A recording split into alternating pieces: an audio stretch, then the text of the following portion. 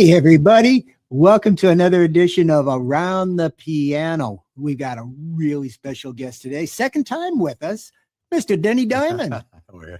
I know Diamond's not your true last No, name. Svalo's my real last name. Yeah.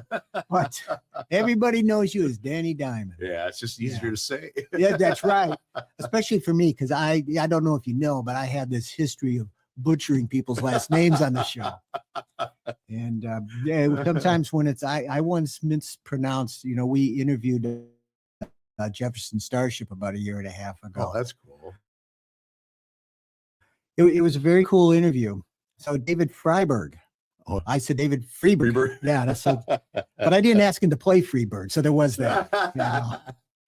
But one of the big reasons we've got Denny here today is because Denny's going to be at the Raue Center for the Arts in Crystal Lake on Friday night, January 30th. Right. And I believe it's a 7 p.m. show. But tell us a little bit about that show that's come up. Well, we're just gonna do the best known hits, I guess. Though I've been contemplating just coming out at the beginning of the second half and doing some deeper album cuts, just me with the guitar. So, because I've been getting into that a lot lately. Yeah. The ones you don't hear ever, really. I think that would be a grand idea. I did it one time in Florida and everybody just loved it. So I think I might do that. Well, Neil Diamond fans are going to recognize it. Yeah. Regardless, So that's, I think anytime I know there's a Carpenters tribute group, Lisa Rock with Close to You, and she does the same thing. She'll come out and she'll do some of the more obscure tunes that are on, hidden on some of those albums and the B-sides of the old 45. Yeah, well, they have, look, there's so much great music on those albums. It's just being, ignored. Exactly. And he was very simplistic writer, a three-chord opera guy. Mm-hmm. But his lyrics are fun. A lot of them are real fun. So yeah, I might pull 3 or 4 of them out and come out and do some on my own. Yeah. Well, I think that'd be an awesome way to do it. I think you should do it. Yeah, I think I might. I might get my son to show up and do a little acoustic thing. There you go. That'd be fantastic. So what is your favorite Neil Diamond song? I don't think we asked you that the last time we were together. I think my favorite one is one that came out in 2005. It's called Hell Yeah. Oh yeah. Hell yeah. Yeah. Oh yeah. And I call it some people call it His My Way. I call it the continuation of I Am I Said. Okay. Yeah. And he's a little older. He's 59, I think, around that age when he writes it. And he talks about the first line is if you think of my life as a hoot and a holler from the start of the day to the end of the, he's talking about his life and he's happier about the way things turned out. Sure. So yeah. It's a great song. Oh, that's interesting. Yeah, it's a great song. I will be doing that on the 30th. Okay. Because I love that song. Well, that'd be fantastic. We have seen Neil Diamond twice, I believe. We've seen him in a couple times over the years. We actually saw him he did a concert in Chicago on his 48th birthday. So that tells you how long ago that was. Yeah. But we were there for his 48th birthday celebration concert. And a couple years later, we had a chance to see him in Milwaukee. Oh, yeah. And we took our son, Jason, and that was his very first big-time concert. Oh, really? Was Neil Diamond. I've heard a lot of stories. People use Neil Diamond as their first concert. Yeah. It's kind of, I always say it's like feel-good music. It is feel-good music. And so it's a good way to start somebody out. Well, you leave a show like that and you're humming a dozen different tunes in your head, right? Yeah, you can't help yourself. But that's I think that's always going to be the case. It's music that will live on forever, and people are always going to want to hear it. So you do a great service, babe, by keeping his music alive, where people can hear his music live rather than just on the albums. What are some of the stories maybe about Neil Diamond that I know you tell your audiences, you give them stories as well, that things about Neil Diamond that maybe people don't know? Well, when he was a kid, he was pretty much a loner, kept to himself, but he was in a gang. And really? Yeah, he was the guy who carried the weapons. Well, somebody has to do it. Yeah, somebody had to do it. He was the youngest kid in this gang, and he was carrying the weapons, and he got out of it because during a rumble, somebody shot a pellet gun, and it right beneath his eye. he could have lost his eye. Wow. So yeah, Wow. and that kind of scared him enough to get him out of that. But yeah, he was in a gang. Wow. Well, see, now that's probably something that most people don't know. A lot of people don't know. When I say Yeah. that to them, they're like, nah, yeah. Well, he certainly had a terrific life. I know right now he's dealing with Parkinson's. Yeah. Yep. And so he's retired now as far as performing. I know he's Yeah. not performing any longer, but his music continues on. So where did he grow up? Was it New York? Brooklyn? Yeah. Yep. Yeah. He's one of the Brooklyn boys. I mean, think about all these guys. Was it Neil Sedaka? I'm trying to think real quick who came out of Brooklyn, but Ooh, I hear laughter in the rain. Yeah. Yeah. All those, all Paul Simon, all those guys are from that, that area, those guys from the 60s.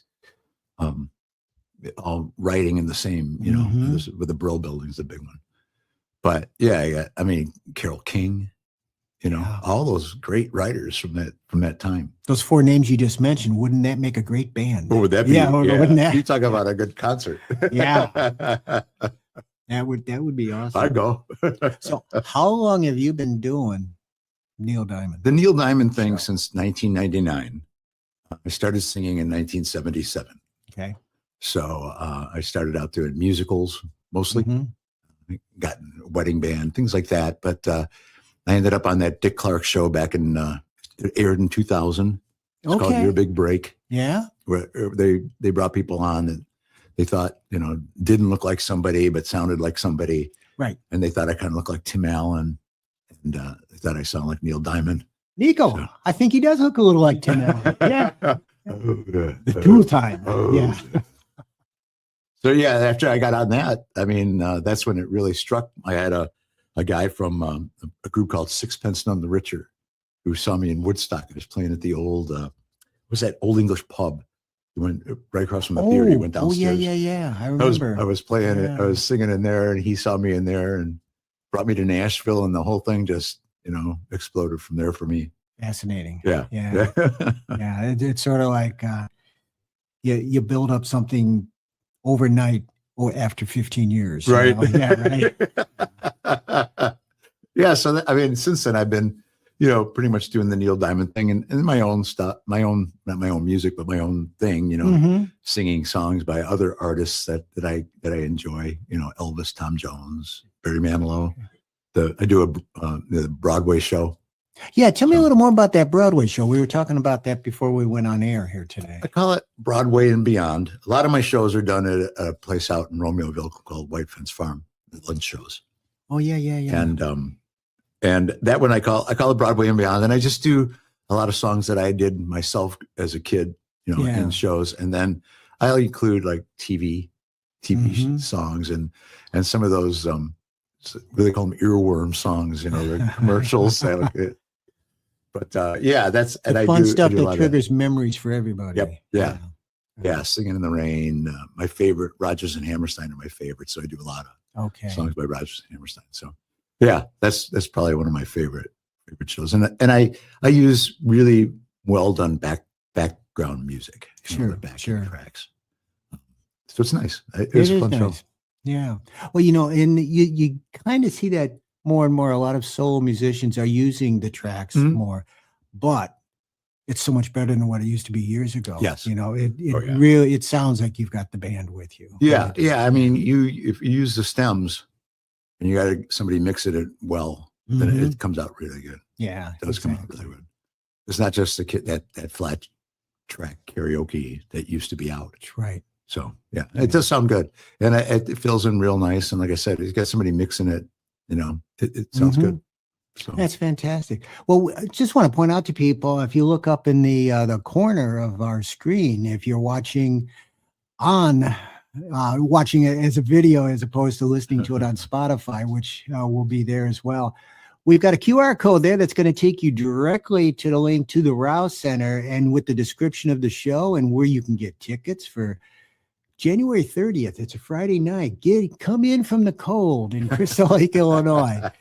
Wherever you can come from Chicago, just hop on the train. You'll be out here in an hour and take in dinner and have a nice show. And Denny will stick around after the show and tell you some information about Neil Diamond that you've never heard before. Yeah, I like talking about it. Yeah. Well, any other stories about Neil Diamond that would be interesting for people to hear about? That I don't want to give away. Don't give away. That you don't want to give away. You got to tell them at the show. If you want to hear the real stories, you got to get to the show.